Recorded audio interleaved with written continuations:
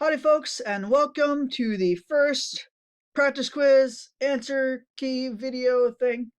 Alright, so again, in this video I'm just going to quick go through the practice quiz and again show you how I go about solving the different types of problems. Again, I recognize it's by no means the only way, and in some cases it might not be the way that works best for you. If you have a way that works better for you, again, as long as you end up with the correct answer at the end, you can do it that way as well. But this is just how I go about solving the problems. So with no further ado, let's go ahead and get started. All right, so again, the practice quiz and the regular quiz are going to be 3 questions. The first question will be dealing with just solving kind of your basic linear equation. All right, so again, a linear equation is an equation that has a variable raised to the first power. And in this case, we're looking at linear equations in one variable. So we just have one variable that we're trying to solve for.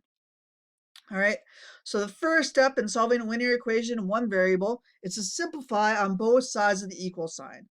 So simplifying on both sides of the equal sign really kind of boils down to 2 things. First, distribute any constants you have, and then combine like terms.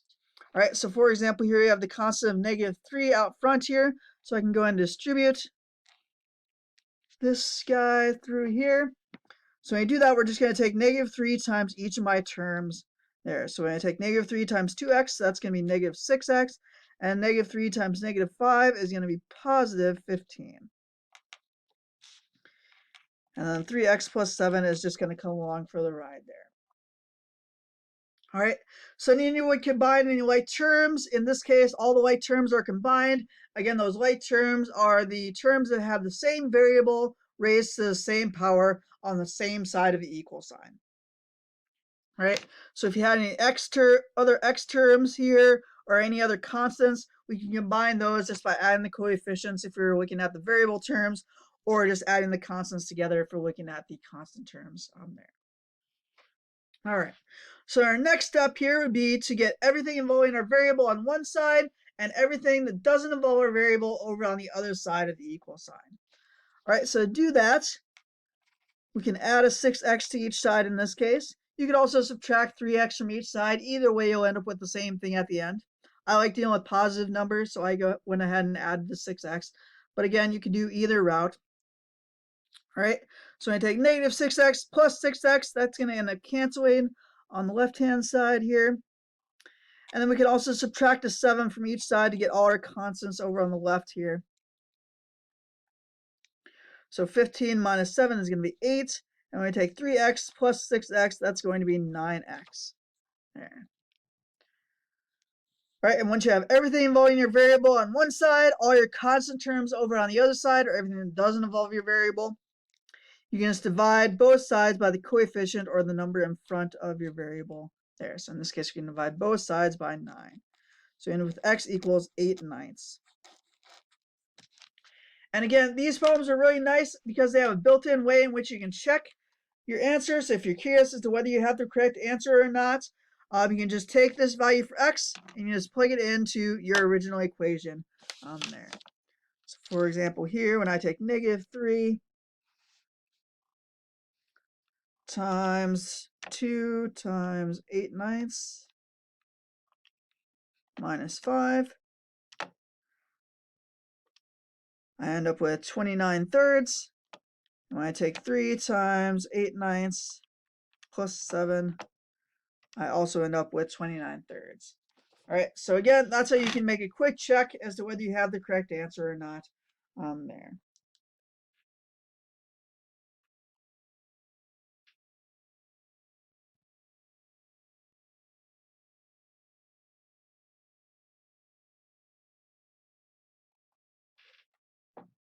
All right, so the next question here is dealing with a rational equation. So an equation where you have variables in the denominator. All right, so to solve a rational equation, what you're going to do is you're going to multiply every single term by your least common denominator. And again, to find your least common denominator, you're just going to start off by factoring every single one of your denominators. In this case, it's already factored. On the quiz, it will be already factored as well. So you're going to factor each of your denominators, and then you're just going to take the product, or what you get when you multiply all the different denominators together. So here I have y minus 2 times y plus 3. And then here I have y minus 2, but I've already accounted for that, so you just need to take the product of the unique factors in your denominator. I don't think I said that word unique before, but yeah, that's the case here. And here we also have y plus 3 already accounted for, so we don't need to account for that twice. All right, so we're just going to multiply every single one of my terms by that least common denominator.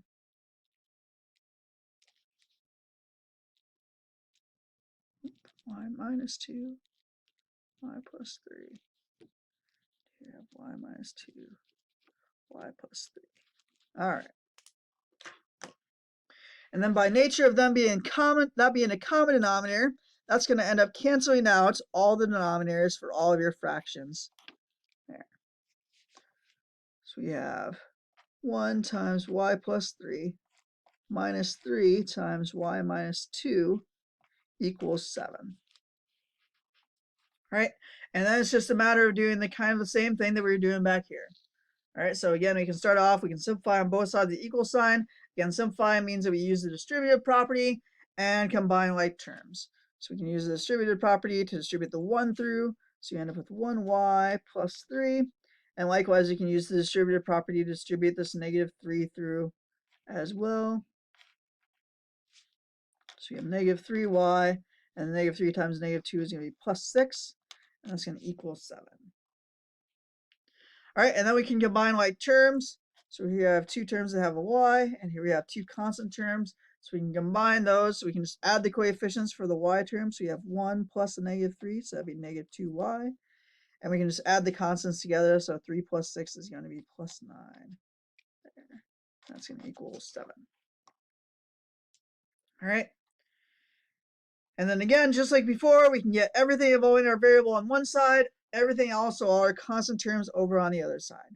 So here you can subtract a 9 from each side. So you end up with negative 2y equals 7 minus 9, which would be negative 2.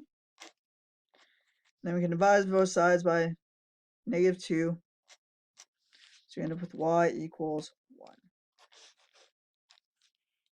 And again, for these types of problems, it's really important that you go back and make sure that you don't end up dividing by 0. In this case, the numbers that we need to worry about would be if y equals positive 2 or y equals negative 3. 1 is neither of those, so we're safe there. And again, if you're curious, you can always check to make sure that you have the correct answer as well, just by plugging in that value. So I'm going to plug in a 1 in for y. I have 1 divided by 1 minus 2 minus 3 divided by 1 plus 3. That's going to give me negative 7/4. I do 7 divided by 1 minus 2 times 1 plus 3. I end up with negative 7/4. All right, so again, you can always check just by plugging it in and make sure that you end up with the same thing on both sides of the equal sign. All right, so the final problem here is looking at absolute value equation. So the first step in solving an absolute value equation is to get it so you just have the absolute value. So just this chunk here, so this these lines and 3n minus 4 all by itself. So to do that here, we can subtract a 7 from each side. So you have 2 times the absolute value of 3n minus 4 equals 15 minus 7, which would be 8. And you're going to divide both sides by 2. So you have the absolute value of 3n minus 4 equals 8 over 2, which is 4. All right, and then at this point, the absolute value, so that means whatever is inside here could be positive 4. So the absolute value of positive 4 is positive 4. That one's the relatively straightforward one. All right, and then the other case is we could have the absolute value of negative 4 also equals positive 4. All right, so again, the absolute value, kind of the informal definition, is you just ignore the sign. All right, so we could have 3n minus 4 equaling negative 4. Because again, when I plug a negative 4 into the absolute value here, I just ignore that negative sign, so I'm left with 4 as well. All right, so that's just a matter of solving each of these linear equations there. So again, we want to get it. So we just have the variable all by itself. So we have 3n. So we add 4. So we have 3n equals 8. Here we have 3n equals 0. And we divide both sides by 3n.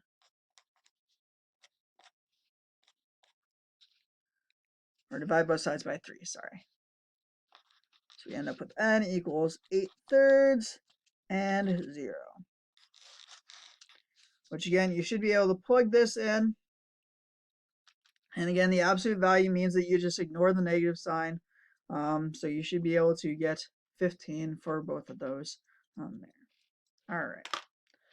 So again, that's how I would go about solving the problems. Again, I recognize it's by no means the only way. But hopefully, if you're curious as to how to go about solving the problem, hopefully this provided a little bit of insight with regards to that. Have a lovely day, and I'll talk to you all later. Bye now.